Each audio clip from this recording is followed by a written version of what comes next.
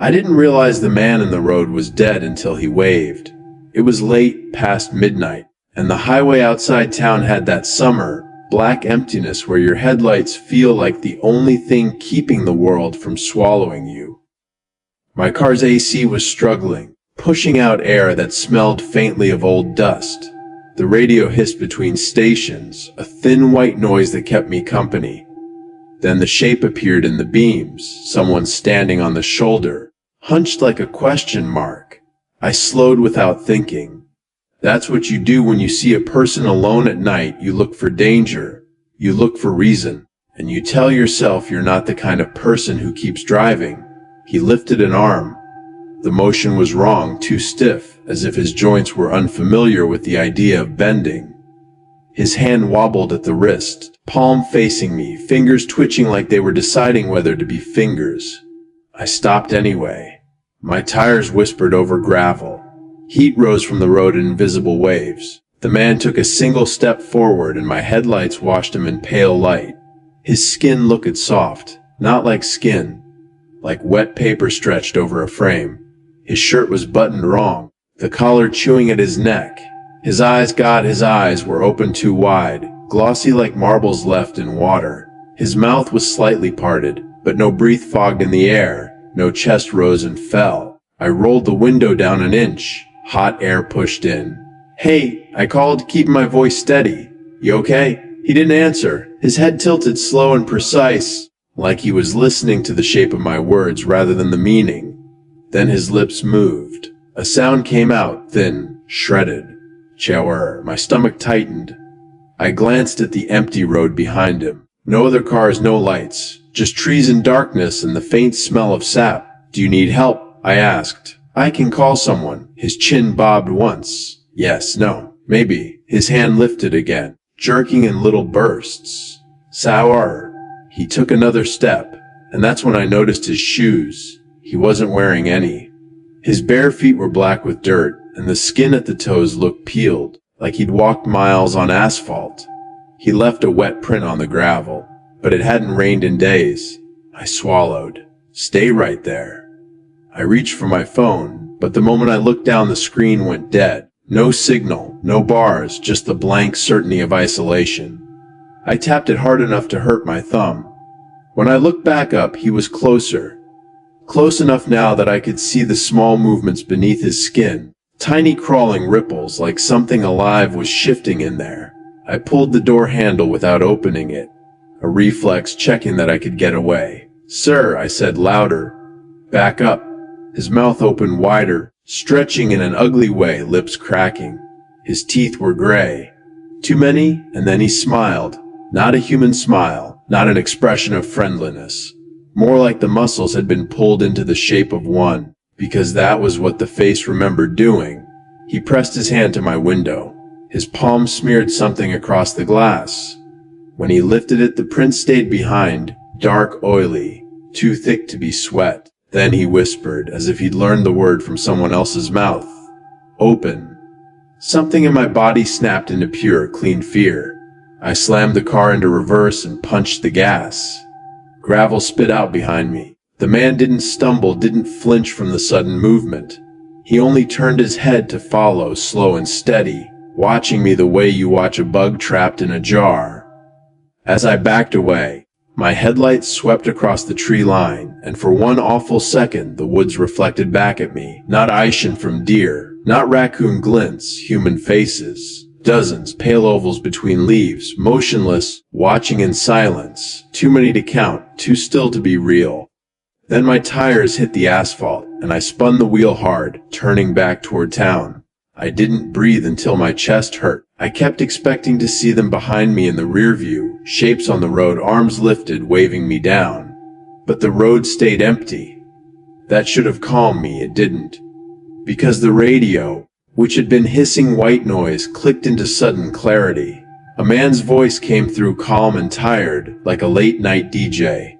"If you're driving right now," he said, "don't stop. Don't slow down. Don't look at them." My hands clenched on the wheel. My throat went tight. The voice continued, almost gently.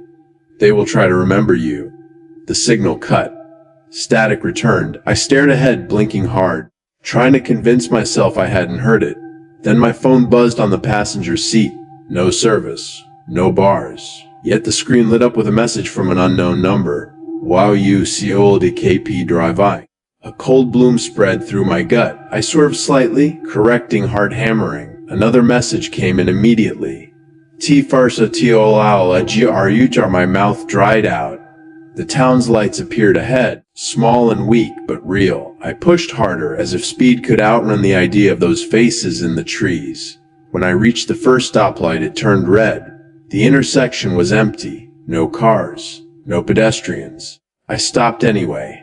Habit law, normal life clinging to me. The silence around the car felt thick.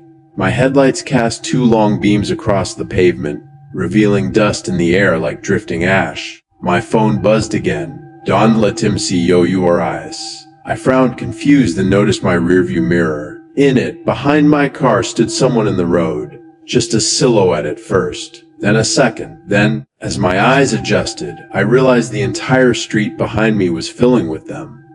Not running, not staggering the way movies show zombies. They were simply appearing one by one, stepping out from between parked cars and alleyways like they'd been waiting for this red light to happen. They moved with a deliberate slowness, as if they had all the time in the world. I could see their faces now, washed in the pale reflection of my taillights. Eyes open too wide, skin too soft, mouth slightly parted, not breathing. And all of them, every single one, were smiling the same wrong smile. The light stayed red. The crosswalk sign blinked a steady orange hand. Dawn melt over and over like a warning the city no longer believed in. I pressed my foot down harder on the brake, as if I could force the light to change. The nearest one raised its hand and placed it on my trunk, fingers splaying slowly. A soft tapping began, nails on metal. 1, 2, 3. Not frantic, not desperate, patient, like someone knocking on a door they already own. My pulse roared in my ears. The tapping moved up the car, across the rear windshield. I heard the faint squeak of fingertips sliding against glass. Then a whisper, close enough to fog the pain. Open. I didn't scream. I couldn't. My body felt nailed to the seat by a terror so complete it made me numb. The traffic light flicked green. I slammed my foot onto the gas. The car shot forward, and the figures behind me didn't chase, not at first. They simply watched, heads turning in perfect unison as I passed under the streetlights. I glanced sideways as I drove, and saw them more clearly now in the spill of light. Some wore hospital gowns. Some wore work uniforms. Some looked like people had been pulled from their beds and never fully woken up. One of them, an older woman with gray hair stuck to her forehead, had dried blood around her nose, like she'd been crying it. But all of them had the same glassy eyes, the same wrong smile, and the same faint twitch under the skin, like something underneath was testing the limits. I drove straight to my apartment building. I didn't care if I was overreacting. I didn't care if my neighbors thought I was crazy. I needed walls, locks, lights, other people. The parking lot was mostly empty. The yellow lamps above it hummed with insects. My building loomed like a concrete block against the night. I killed the engine. For a moment, the sudden silence was unbearable. I stared at the glass of my windshield, expecting it to reflect a face behind me. Nothing. I forced myself to move, grabbed my keys, my phone, shoved the door open, and got out. The heat outside wrapped around me like damp cloth. I hurried toward the entrance, shoes scuffing on asphalt, and fumbled with the door code. The keypad beeped quietly. I entered the last digit, and the lights in the lobby flickered out, just for a second, long enough for the glass door to become a mirror. In that dark reflection, I saw them in the parking lot. Not far, a line of shapes standing between the cars, still as mannequins, watching me. I punched the code again harder. The door clicked, and I slipped inside, yanking it shut behind me. The lobby lights steadied. The reflection vanished. I stood there, breathing like I'd run miles, hands shaking, listening for anything. Footsteps, voices, the sound of the door handle being tested. Nothing. Silence. I told myself I was safe. I told myself walls mattered. Then the elevator dinged. It hadn't moved. I hadn't pressed the button. The doors slid open anyway, slow and smooth. Inside the elevator, the lights were off. The interior was a dark rectangle that smelled faintly of damp earth. A cold draft spilled out, crawling over my ankles. And from the black inside, a voice too close, too soft, whispered my name. Not the way a person says your name when they know you. The way a thing says it when it has read it off a tag. I backed away, heart slamming. The elevator doors stayed open, waiting. Then my phone buzzed again. Ty sen suomen arnet. I bolted for the stairs. Up 2 flights, lungs burning, keys clutched so hard they cut into my palm. I reached my door, jammed the key in, nearly dropped it. Finally twisted the lock and fell inside. I slammed the door, locked it, chain deadbolt. Only then did I collapse against it, shaking. My apartment smelled familiar, laundry detergent, stale coffee, the faint plastic scent of electronics. Normal, safe. I forced myself to breathe slower. My phone was still lit in my hand, no bars, still no signal, but the unknown number remained, waiting like a blinking eye. A new message came in. Loka ain't myr. I froze. I didn't want to. I knew I shouldn't. But my eyes drifted helplessly to the hallway mirror mounted beside the coat rack. It reflected my front door, my pale face, my wide eyes. For a moment, I saw only myself. Then something moved behind me in the reflection. Not in the room, in the mirror. A shape sliding into view, tall and thin, head tilted. Its skin looked like mine at first glance. Its clothes looked like mine. It was wearing my face. But the smile was wrong, and its eyes were too wide, glossy like marbles left in water. It raised its hand, pressed its palm to the inside of the mirror, and I felt, on my own skin, a cold pressure on my chest, like something pressing from the other side. The reflection's lips moved without sound. Then my phone buzzed one last time. Open, the chain on my front door rattled softly, not from someone pulling it, from the other side pushing. And in the mirror, my own face leaned closer, smiling wider, as if it finally remembered how to come home.